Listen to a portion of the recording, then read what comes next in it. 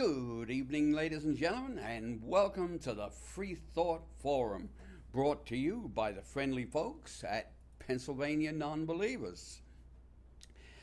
And they are friendly folks. PAN, also known as PA Non-Believers, is the largest atheist humanist organization in Pennsylvania, in central Pennsylvania. And you can look us up on our Facebook page, which should be. Sorry, didn't have the little prompt handy. Okay. Here's our main page. I don't have our Facebook page. Well, our gallant technical man will bring it to you in a second as soon as. There it is.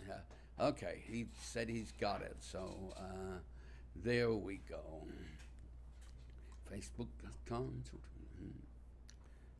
So if you want to know what the heck the actual organization is like, or you have any questions, go to that site there.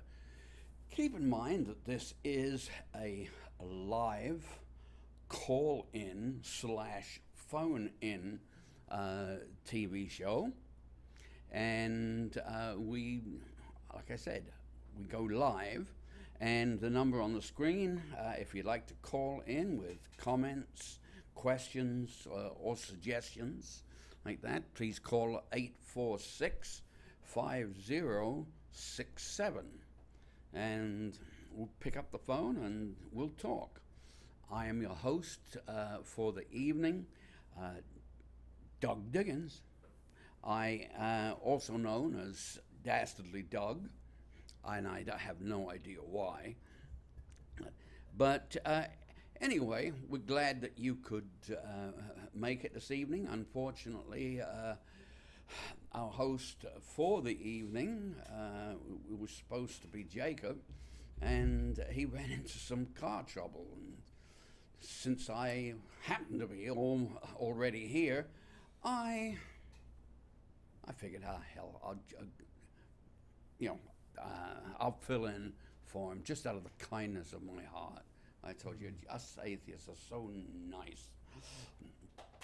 Now, just so as you know what I feel like, now, if you look at, can you take the Doug and the phone number away?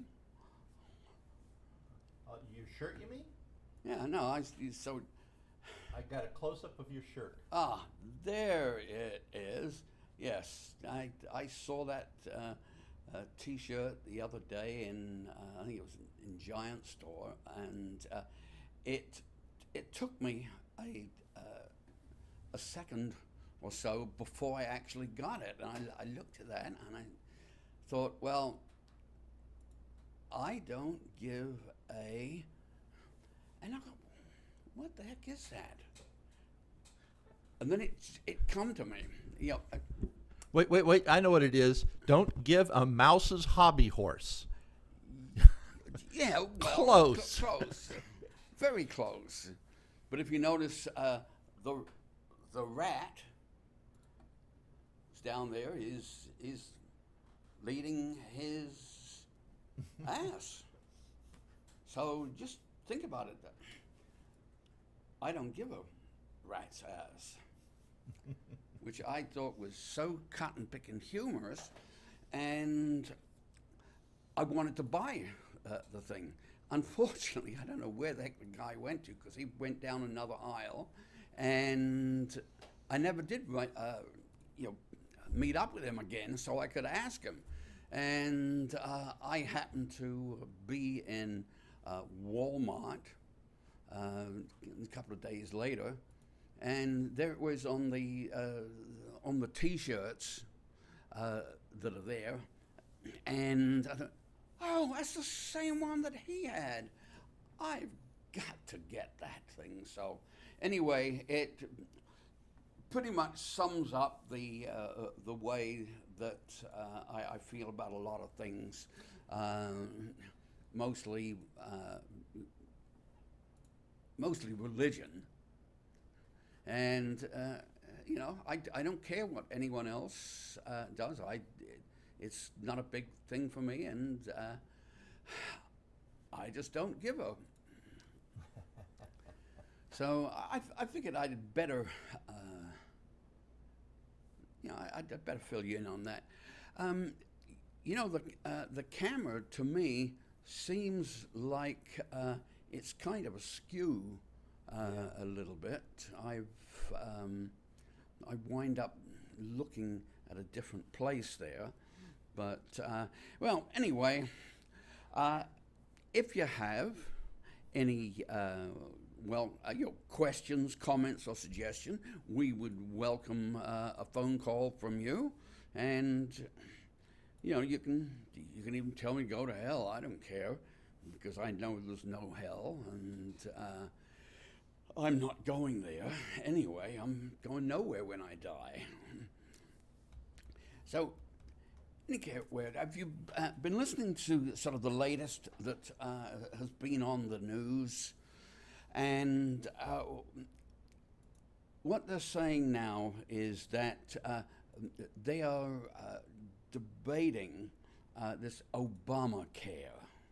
And the U.S. senators just voted in favor of debating a repeal of Obamacare. They're just doing this now? What the heck have they been doing all this time? Don't they know what they're doing? Doesn't Donald? No, I know that he's probably PO'd at the Senate, the Congress, everything. And trouble is that most of the people in the United States are getting sick and tired of it all. Mm-hmm. I mean, every time you turn on the news, they start talking about, Obamacare. Yeah, we're going to repeal it and replace it, and no one has done it because no one knew how difficult it could possibly be. But now I guess that they are starting under much complaining, if you want, from everyone. They went, well, maybe, just maybe now, maybe Obamacare isn't an abomination, if you want, and maybe what we can do is maybe we could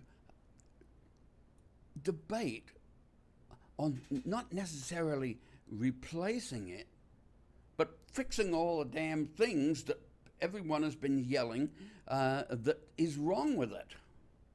Yeah. And heck yeah, you want to take away Obamacare and leave people with nothing? Oh, fine. That's exactly what our government representatives and politicians should be doing, right? They should be leaving their constituents, their people that put them in office, with nothing. And it really makes me wonder just how competent some of our elected officials are. In fact, I wonder how competent all of the elected officials are. I mean, if this is what's supposedly going to make America great again, I can't remember the last time that it was, but if they're going to do that, then shouldn't they have a little bit of common sense? Shouldn't they be thinking about the American people and not just how many votes that they can get, or what their political party is going to do for the country? No, they're looking at always looking at the next election and doing the minimum that they can to still stay in office. I don't think that there's a single, well, maybe a couple of people in the government that are really worth a damn. But that's just my personal opinion. It is not a political statement by either this station that you're watching or by any organization. That's my personal opinion, and I'm getting really sick and tired of the way the country is being run, if you can call this running. I mean, I can't really remember the last time that there'd been so much tension in here. Look what they're doing. They're looking at now Trump's family.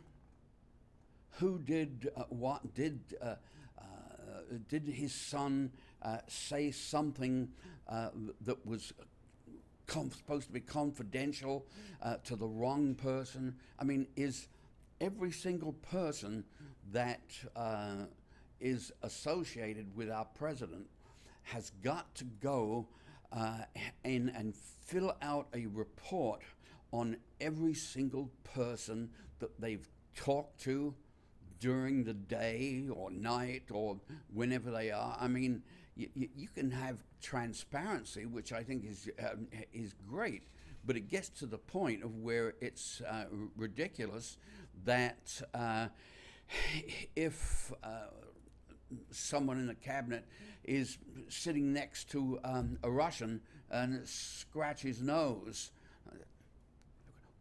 why is he scratching his nose? Is this a secret code?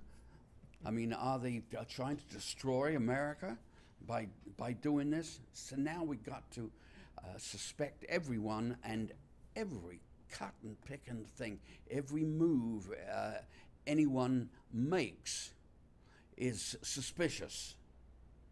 And I just say, get to know what the heck you're doing yourself before you start pointing the finger at other people not knowing what they're doing. So anyway, just to change the subject a little, because I hate politics anyway. Also keeping in mind that Jacob was supposed to be hosting the show tonight, and like I said, he had car trouble, and I'm just sitting here scratching my head until last minute I say, get the message, oh, Jacob won't be here tonight, he's having car trouble. Well, it's instant panic when you don't necessarily have anything prepared, because you really are certain that someone is going to be here to take the load off. But the unexpected things happen, and you just can't predict them at times. So we're in that situation right now. Let's go on to the latest TV programs that you got coming on this year. One of the ones that I guess is we've had about 2 episodes, I think, so far, happens on Wednesday, and it's called Salvation. And it's a doomsday sort of program. And what's supposed to happen is that this college student at MIT, I think it was going over some telemetry from I forget what it was some celestial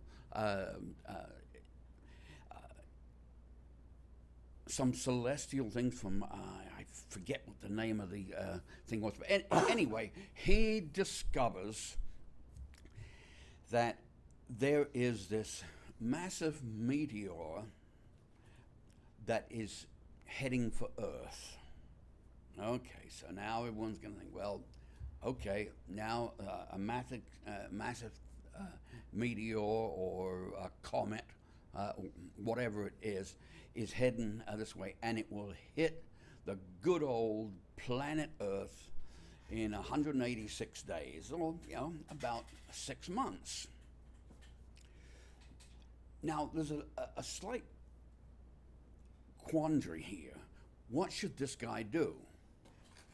So he decides to phone his professor at MIT and said, hey, I would like you to check this out, check that out.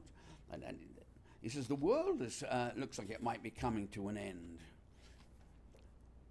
Then the story sort of goes from there, but at the time he discovered it, like that, he'd just met this beautiful woman that was really into him, and he'd sort of fallen instantly in love with her.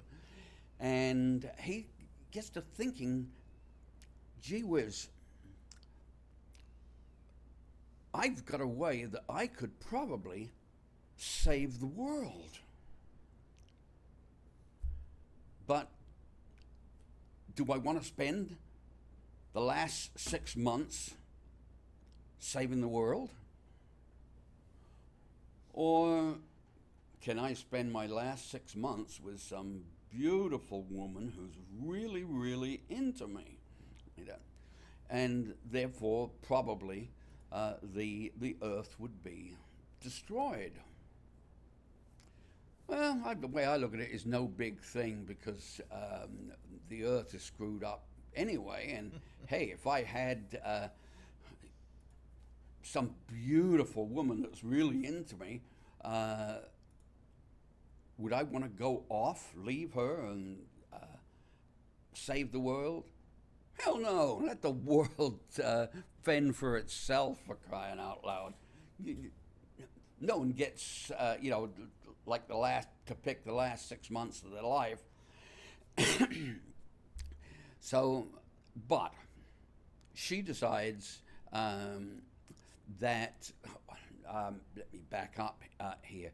After he tells various people about this and says he knows what's going to happen, well, now everyone is denying it. And they say, oh, no one knows about this, and your information is wrong. But he asks his girlfriend, what would you think of a person who, and he tells her the scenario, the last 6 months to live, and if you thought that you could save the world, there's a chance that you could save the world, and would he leave the beautiful woman? And she replied, well, of course, if he's a good guy, he has to try and save the world and leave the woman. And I thought, yeah, okay, you do your thing, I'll do mine. I'll stay with a beautiful woman. The story goes on, and so far we know that one of the big plans that they have to help save the world is that they're going to launch this rocket ship to Mars with all these people. But then they find out that this ark that they were going to build with technology that they don't have at this time and fly to Mars, that only 165 people could go. And the rest of the earth would go to hell. They'd just be here and hoped for the excuse me, for the with their last breath that the meteor or the comet misses the Earth. Well, we're excuse me, we're to the point now where we're finding out about other people that have really seen this object heading toward us, and there are actually plans in the works, and but people are saying that they're not going to be able to save the whole human race. They're just going to be able to save a few people. Well, if they really did that, excuse me, that people like you and I definitely wouldn't be on that ark, and we'd go up in smoke like the rest of the population, because if the government had any concrete plans to save a portion of humanity, the best chance of humanity being reborn, if you want, on Mars, well, number one, they'd keep that such a secret.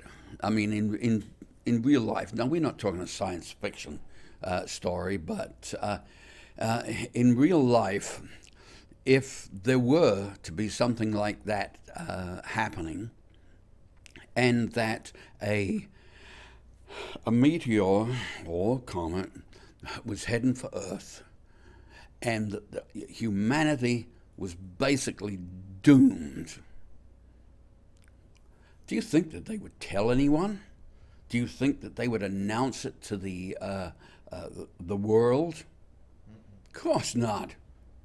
I mean, people would be rioting and wishing the heck, running in the streets.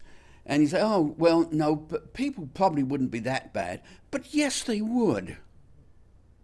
It'd be like the Watts riots. There were people decided, well, if things are coming to an end, or I'm going to go down and break someone's front window in their store, and I'm going to take their big screen TVs. You're going to go for what you want, steal it, shoot someone else that's got it. Who cares? It's basic human nature, and there's nothing that we can do right now, nothing that the government could say that would stop people from doing this. And, you've got to learn to live with what a rotten congregation or conglomeration of people the human race is. We're always going to playing king of the hill, try to see who's on top. There are, of course, a few people out there that were good people that would like to go out with some style. But most people, they figure if they've only got a few months to live, a few days to live, they want to get something. They want to go out with a bang. And that's just the way that mankind is. But anyway, the program is really worth watching so far. Okay, I don't know how it's going to turn out, but now they've got a bunch of plans out there to save the world. So, and it's still a secret from the rest of the world. So it's going to be on tomorrow. I believe it's on Fox at about 9 o'clock. So if you want to catch Salvation, tune in tomorrow and watch the next show. I gave you basically what they have done up to now. But have you noticed lately on TV there have been a lot of programs about the occult? they're turning up everywhere. And, you know, whether it's demons or werewolves or people with incredible power that can suck up evil from some bad person and inhale it, you know, and you can see all the smoke going into their mouth, and that they can now fight it. I mean, it really is pretty ridiculous, the premise of all of these. But you've also got to look at the fact that the same type of people that write these stories, these type of people wrote the Bible. It's unfortunately, it's sad. I mean, you look at all the things that are out there that could be, and we always go back to the occult. We look for a reason why something is, and some god or some demon or evil spirit or monster or whatever is responsible for it. Do you think that we're responsible? Do you think we're irresponsible?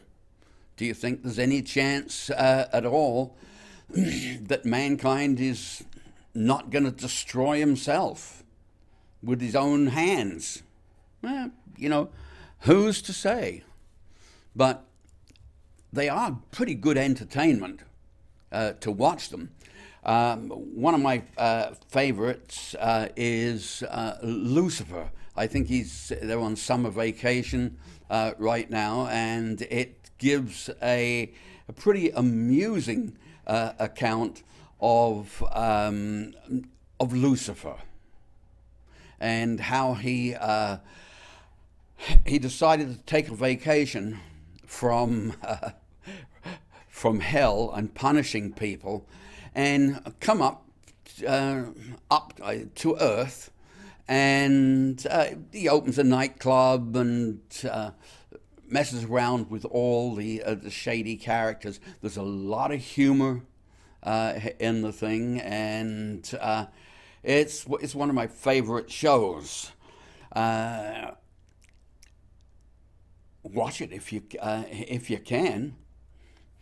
Now, you know that, just to change the program, change the situation here. How many times have you said, "Oh man, I wish I was it was back in the good old days"? I mean, I've said that myself. Boy, wouldn't it be nice if I was back in the good old days? And I can assure that everyone that is looking back always looks at it as being the good old days, until you really come to examine what the good old days are, and comparing it to what you have now. At the atheist conference that we had, what was the date of that, Jim? I think it was last year's, wasn't it? It was 2 years ago. Yeah. Because we skipped the conference last year Because of Reason Rally and the local, there was a local, the American Atheists were going to be nearby, rather. Mm-hmm. And so the exact date I don't remember. Okay. But regardless, it's gone by. So anyway, if you're looking at what are the good old days, there is a gentleman named George Hrab, who I think is probably an atheist, and he sings quite a few popular songs that he makes up. And one of the songs that he played at the conference was called "The Good Old Days." So we'll take a clip and just play a little and listen to the words of what he thinks are the good old days. Take it away. Our next performer, speaker, entertainer is a Bethlehem, Pennsylvania native. He's been at every PA Atheist Conference to date. Right? Is that right? All right. He has shared the stages with the likes of Brian Fields and Elton John. He's performed for President Clinton, and now he's here to perform for you, Greg. Please welcome George Hrab. Yeah, you're welcome. Yay! Thank you so much. Nice to be back. This is a song called The Good Old Days. My grandpa would sit me right on his knee and tell me about how things used to be. A simpler time of simpler ways. Through tears he'd recount the good old days. Oh, thank you, sir. The good old days, yeah, the good old days were a special time of such note. Before all these computers and cellular phones, before any woman could vote. The good old days, yeah, the good old days, when a child could work in a mine. Their hands were the right size for gathering coal, and you barely had to pay for their time. The good old days, yeah, the good old days, when doctor essentially meant pain. They could kill you with unwashed and infected hands. Good thing soft drinks were filled with cocaine. The good old days, yeah, the good old days. A spittoon in every bar by your feet. And though spitting indoors was a luxury, at least horses could shit in the street. Saying please and thank you through World Wars I and II. A great time to be around, unless of course you had skin that was brown. The good old days, yeah, the good old days. Its legacy just never ends. Unlike most of the kids in your neighborhood, after polio killed all your friends. The good old days, yeah, the good old days, when a gentleman always wore a tie. And if you heard about someone being online, that meant guys in white hoods were nearby. Sunday meals every Sunday nights, while many had no civil rights, leading such devout lives, while husbands could legally rape their wives. The good old days, yeah, the good old days, is a phrase that we should be done with. Now I know why Grandpa would tear up when he spoke. He knew the good old days are a myth.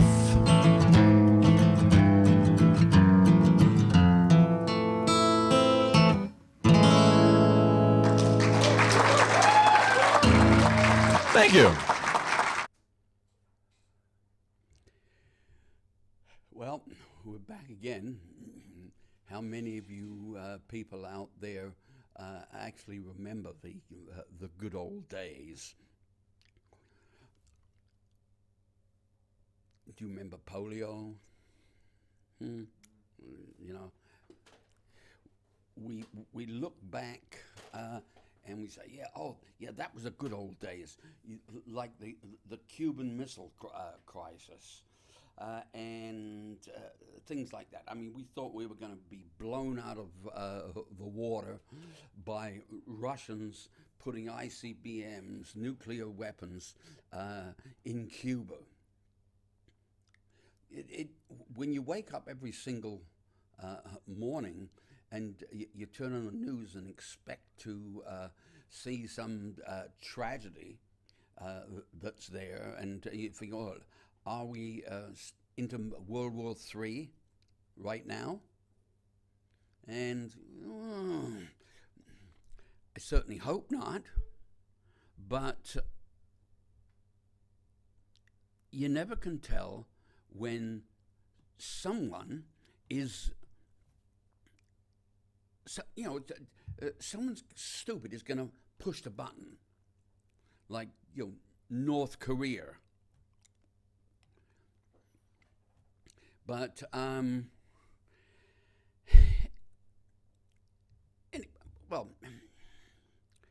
let me read you something here from something we did, I think about a couple of years ago. Every time we turn on the TV news or read a paper these days, we see stories of parents beating or killing their children. Violence abounds globally, and our, quote, civilized society is divided into judged good and bad constituents all over the planet. Now, if there's a blurred line somewhere between good and bad, where do you stand? Now, be honest now.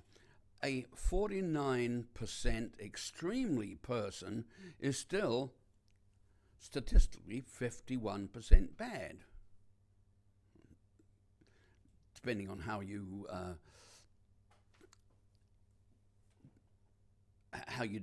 define the word. But as a parent, what side of that line are you on in regards to punishing your children? When some adults most severely correct their offspring, they claim that they do it because they need to teach the insolent kids a valuable lesson. Rather than just giving them a simple verbal scolding or slap on the wrist. Unless mentally disturbed, parents do not kill or beat into a pulp their offspring as punishment. People that do so are considered sadistic criminals by the rest of society.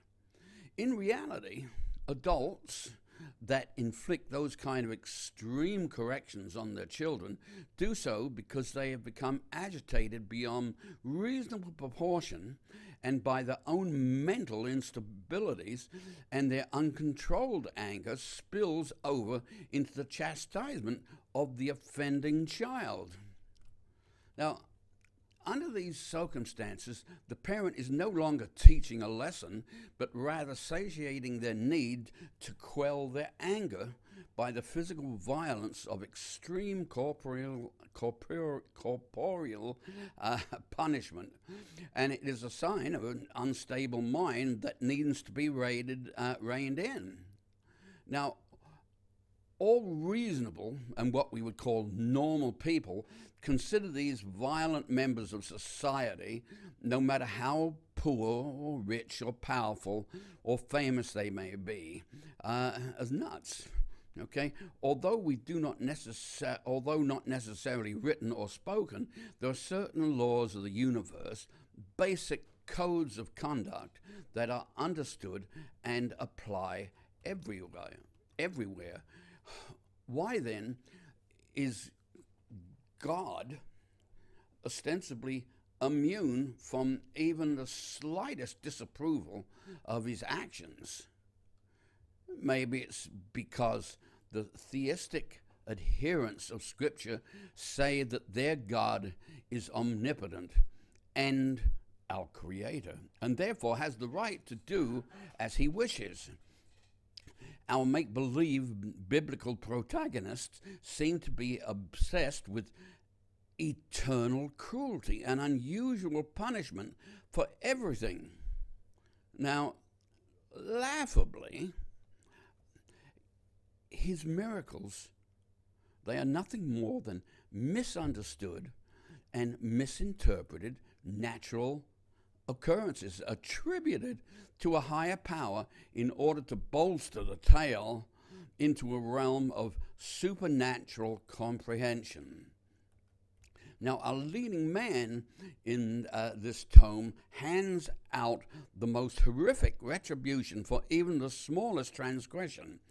Our reputed biblical Heavenly Father, the eccentric overseer in this drama, is easily angered and even invented hell in order to assure that his castigation lasts for all eternity, all the while still claiming that he loves us unconditionally. Well, if this imaginary deity, man, if you want, in his own precise image, and gave a created man his own image, and gave us moral laws to live by, under the penalty of punishment, should we stray from the yellow brick road he just laid out for us, surely wouldn't it be justifiable for a moral man to judge the Almighty by the same criteria he has set forth for all mankind? Morality is morality, whether it's on earth or in heaven, but it is a double-edged sword, but it is absolute. Since when does an arguably, now these are the words of another famous atheist, Richard Dawkins. He says, since when does an arguable, the most unpleasant character in all of fiction, jealous and proud of it, a petty, unjust, unforgiving control freak, a vindictive, bloodthirsty ethnic cleanser, a misogynistic, homophobic, racist, infanticidal, genocidal, filicidal, pestilential, megalomaniac, sadomasochistic, I can't talk, capricious, malevolent bully, and I said once again, thanks to Richard Dawkins, given a pass on such actions and taken to be factual. I mean, would you really, anyone here on earth decide that they want to punish someone by torturing, man, I really can't talk, for all of eternity? I find that very hard to believe. But then again, these are very good words that are spun by priests and other people that decide that they want to guide the rest of mankind, and they put these sort of words and these traits into the Bible, and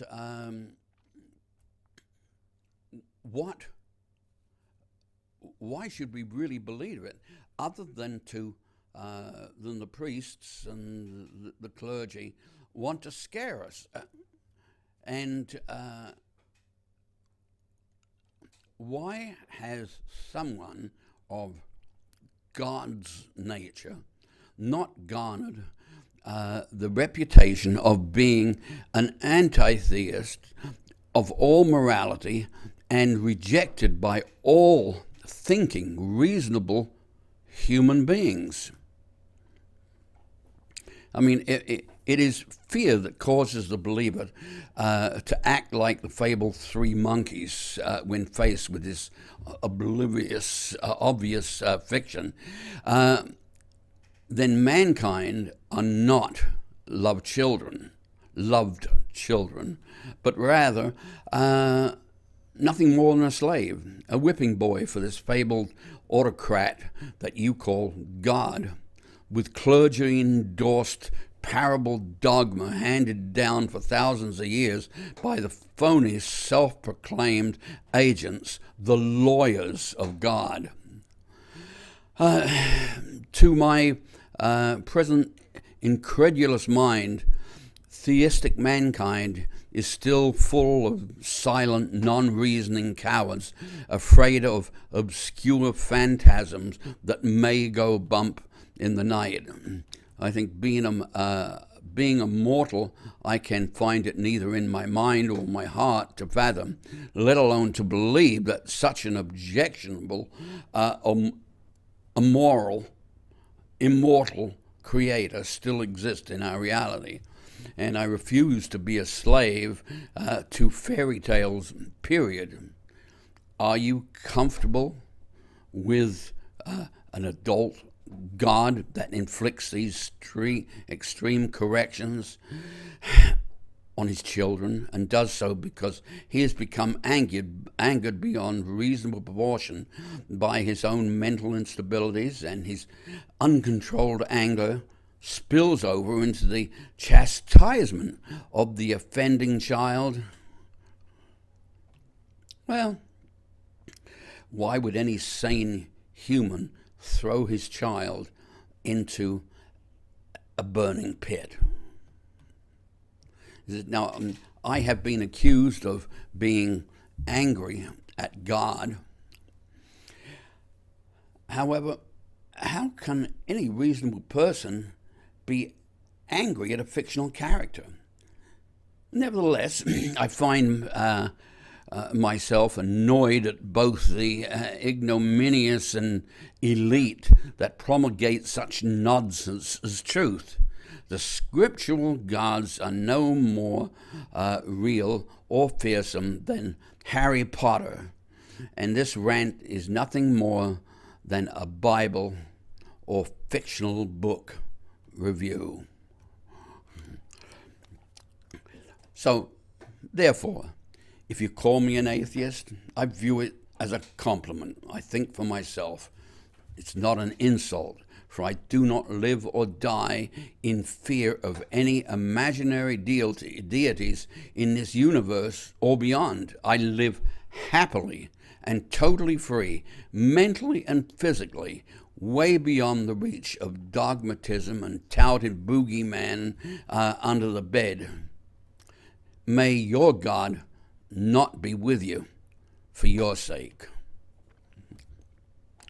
That was just a rant there. So, what time is it, my friend? Are we 11 minutes left. 11 minutes left. Well, you heard me mouth off there. Let's see if there is anything else. A bit of a cult TV program. George Haram. Anything else that you people out there would like to talk about or to discuss? Excuse me, we have an open line. Well, we also have to talk about our meetings that are coming up and some of our special events that are coming up. Oh yeah. Yeah, we should discuss. We can start out with our next show is going to be on the 8th of August, which is on the screen now. Are you going out? Is your mic on? Yes, my mic's on. Okay. And then we've got all the monthly meetings that are coming up, and I'll run those on the screen in a little bit. But before we get to those, I wanted to mention we've got a couple of big occurrences coming up soon. One of the biggest ones is our conference coming up in October 13, 14, and 15.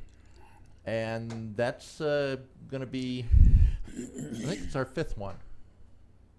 We've had one every year except last year, as I said earlier, because last year we had some other things that were happening that would have been the same time frame, so we decided to concentrate on those things rather than just our conference.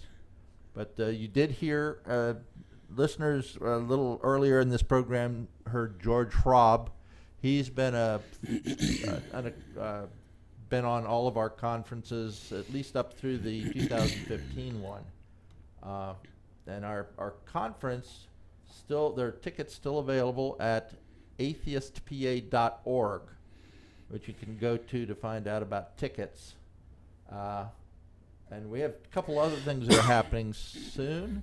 We have the Pride Fest of Central PA, and that's happening on the 29th of July. It's really a fun event. It's happening right at I think it's Riverwalk Park in Harrisburg. And I always look forward to all of our tabling events, really. But that's probably one of the premier ones that we go to. We also have the Equality Fest that's in York. And here you see our booth that was at a prior, I think 2 years ago, the Equality Fest. It started out fairly small in Cherry Lane Park, and then moved to where you see it here, which is on King Street. They blocked off a section of King Street. And then last year, I think it was in Penn Park near York's Senior High School. Mm-hmm. William Penn High School is the name of it. Other than that, the upcoming things are, of course, the monthly meetings. We have Lancaster on the 26th of July, and then the next York meeting is on the 5th of August. That takes place at the UUC building. It's actually behind the UUC building in, I call it the Carriage House. I think that's the name of it. Then they have the Lebanon meeting is on the 9th of August. And I don't have all the details of where these are all appearing, so I'm not really sure what building it is, but that information is available on our website on PA nonbelievers.org, or on our Facebook page, which is on your screen right now. But then continuing, let's say our Lebanon, Harrisburg is next. Harrisburg is on the 10th of August. That is in the Isaacs building in Lemoyne. And that's usually pretty well attended. And finally, for the monthly meetings, we have Chambersburg meeting, which is going to be, the next one is going to be on the 15th of August. And that's all the upcoming events I have on our list so far. But one last thing, these shows we put on YouTube, and you can see our past shows. It's on your screen now. On youtube.com/user/PA Nonbelievers. And we have most of our TV shows archived there. And that's all I have for the announcements, Doug. I'm going to send it back to you now. Okie doke. All I thank yours. you very much, so fearless technician. Question for you. See if you can answer it. Okay. Or questions, and see if you have the answer. Okay, now, who was born on December 25th? Well, I know what all you're thinking. And that same person who was born of a virgin. Then, who was wrapped in swaddling clothes, placed in a manger, and attended by shepherds? Who was considered both great traveling teacher and master? Who traveled with 12 companions or disciples, who performed miracles and raised the dead? Who emphasized baptism? Who had a Eucharist or a Lord's Supper? Who was viewed as the Good Shepherd, the way, the truth, and the light, the Redeemer, the Savior, the Messiah? Who is omnipotent as he hears all, sees all, knows all, and none can deceive him, who identified with as both the lion and the lamb, whose sacred day is Sunday, the Lord's Day. Are we getting close there? You're getting a pretty good idea who it was. Who was crucified and sacrificed himself for the world. Who was buried in a cave. Who rose from the dead after 3 days. Who was reportedly seen again by his disciples alive, walking and talking, who promised to be resurrected once more within their lifetime of his disciple, and promised to usher in a kingdom of God. You think you got that down, Pat? I mean, are we talking about just one person? I thought I knew the answer to your first question. As a family friend, real good family friend named Jeff was born on the 25th of December. But I don't think he was ever wrapped in swaddling clothes. So I give up. What's the answer? Mithra. And he's just one more savior amongst many others whose stories have been copied by early Christians about 1,500 years later. Remember that no matter whom or what you pay homage to, it is all just one story, one never-ending story handed down through the ages. Now, if it makes you feel happy and secure, and it harms no one else, cleave to and believe in what or who you wish. But do not deprive others of their security blanket by claiming yours is the one and only way to save all others will be punished. Do not try and save your neighbor. He is cognizant of the choices he has made in life.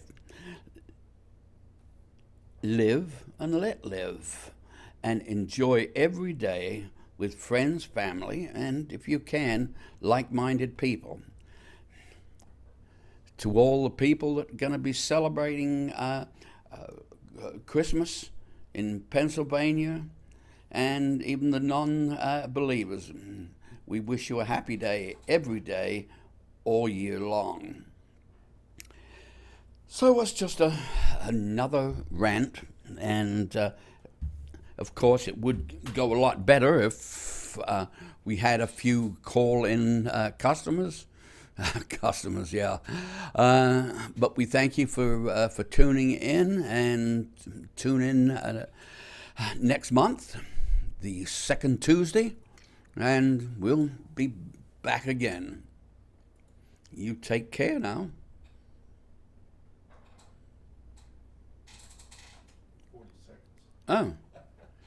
Look, see, another 40 seconds, I tell you. Now, if there was a real God, he would have made that end right on time, and he'd have given me more interesting things to say and to speak about and everything. But sure as heck, when my mind goes blank, there's no God there to help me. I'm on my own, so... Here we are trying to drag this out just to the last second, and bye-bye.